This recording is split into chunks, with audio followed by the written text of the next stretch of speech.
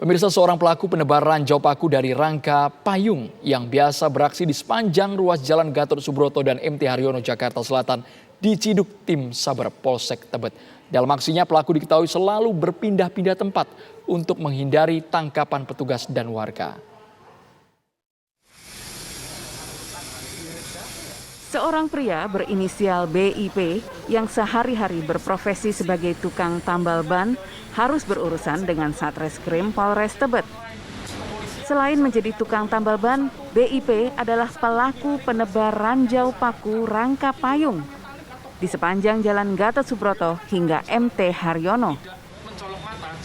Untuk menghindari dan mengelabui petugas, pelaku selalu berpindah-pindah tempat karena peralatan tambal ban diangkut menggunakan gerobak. Gembosnya ban dari banyaknya kejadian para pengendara yang tiba-tiba sekali lagi bannya gembos adalah bukan merupakan murni ketidaksengajaan, tapi ini adalah dirancang dan disengaja. Disengaja oleh siapa? Oleh yang sudah kami tetapkan sebagai tersangka, yaitu di belakang ini saudara BIP, umurnya 43 tahun. Dengan cara apa? Yang bersangkutan adalah operator atau yang bergerak di bidang perbengkelan atau tukang tambal ban lah kalau orang bilang sehari-hari. Kasus ranjau paku yang ditebar di sejumlah jalan di ibu kota memang sering dikeluhkan pengguna jalan, khususnya roda 2 atau sepeda motor. Dari Jakarta, Robin Freddy, TV One, mengabarkan.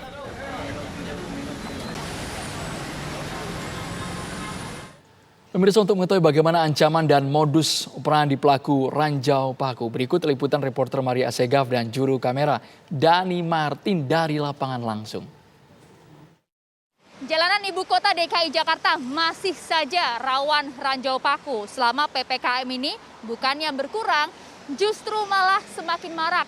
Terakhir pada Kamis 22 September lalu, justru Mapolres Tebet ini juga menangkap seorang oknum yang menebarkan ranjau paku. Permisi, Bapak. Permisi, Pak. Ya. Maaf, Pak. Boleh tanya dengan Pak siapa? Pak Bambang. Pak Bambang. Pak Bambang ini kok didorong kenapa, Pak, motornya? Kenapa aku dari sono, dari Jalan Layang. Oh, dari Jalan Raya. Ah. Ini mau kemana, Pak? Mau nyari tambal ban dia tadi nggak ada. Udah setengah jam lebih nih. Dorong-dorong motor. Capek ya, Pak? Wah lumayan, mau berangkat kerja. Udah telat, udah 10 menit. Gimana nih, Pak? Ternyata masih banyak paku ya, Pak, di jalanan? Ya karena gimana ya, saya minta ditindak lah sama petugas yang berwenang lah. Mohon ditindaklanjuti. Siapa oknum ini? Apa tuh dari bagian dari oknum tukang tambal ban? Tolong ditindak lah. Demi merugikan banyak orang. Mau berangkat kerja telat. Gara-gara nyari tukang tambal susah. Dia mau nambal harganya mahal. Bisa 60-80 ribu. Berapa kali lipat, Pak? Ya harga modal 15 ribu. Dijual 80 ribu lah, saya juga uang saku mahal bener, minta sama istri, duit mulu buat nambal katanya begitu. Oh, emang udah berapa kali sering, Pak, untuk kena ranjau paku di jalanan? Seminggu udah 3 kali saya ini, bener-bener jengkel ya. Ya, baik. Terima kasih, Pak Bambang. Silakan semoga bisa ketemu di depan ada Pak tambal ban. Terima kasih. Nah, itu tadi salah satu korban, ternyata 1 minggu bahkan bisa 3 kali. Karena kalau kita lihat memang banyak sekali ranjau paku yang masih bertebaran di wilayah DKI Jakarta. Nah, ini di depan saya juga ada nih komunitas Saber, sapu bersih ranjau paku yang sedang melakukan patrolinya untuk mengambil banyaknya paku yang bertebaran di Jalan Gatot Subroto. Langsung saja kita tanya. Permisi, Mbak, dengan Mbak siapa?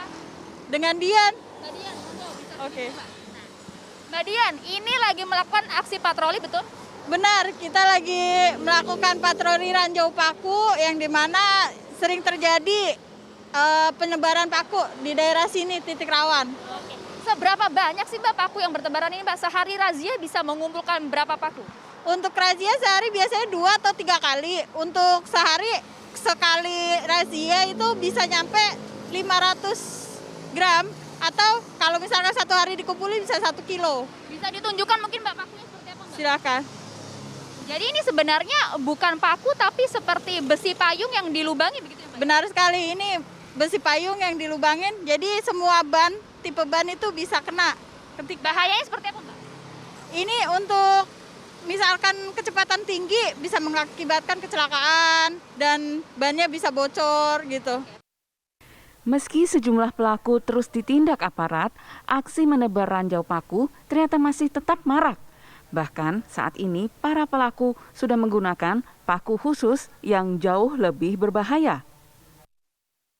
Mungkin tidak banyak yang tahu, ternyata bisa ditegakkan secara hukum bagi mereka yang pelaku ini. Bisa dijelaskan mengenai konstruksi hukumnya? Iya, kalau dilihat dari Undang-Undang Lalu Lintas kan jelas, ya itu merintangi jalan. Kalau dilihat dari Undang-Undang Pidananya, KUHP-nya juga ada pasal 192 KUHP, ya menyatakan bahwa segala perbuatan yang dapat merintangi keamanan lalu lintas itu dapat dikenakan di pasal 192 KUHP dengan ancaman hukumannya 9 tahun loh. Ancaman hukuman 9 tahun dan ini bisa bukan main-main dan ini bisa dipenjara. Ya, karena ancaman hukumannya lebih dari 5 tahun. Gitu. Kalau titik-titik rawan di mana saja, Pak Dir?